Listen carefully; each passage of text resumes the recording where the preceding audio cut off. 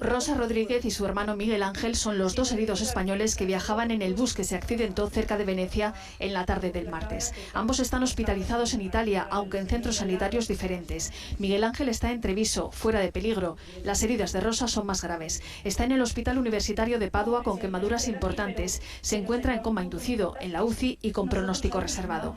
Ambos estaban en Venecia de vacaciones, alojados en un camping cercano a la ciudad de Los Canales. Hasta el camping les trasladaba el autobús que sufrió el accidente por causas que se siguen investigando.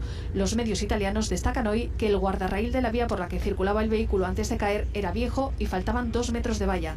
Las autoridades municipales, sin embargo, desmienten este extremo.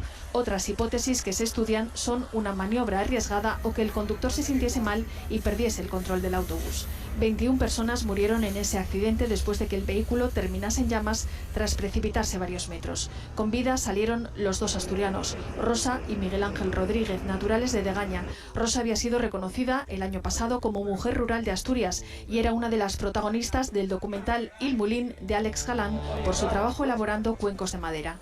El marido y el hijo de Rosa viajan esta tarde a Venecia, donde esperan conocer de primera mano la evolución de sus graves heridas, evolución que esperan favorable, aunque de momento prefieren ser prudentes.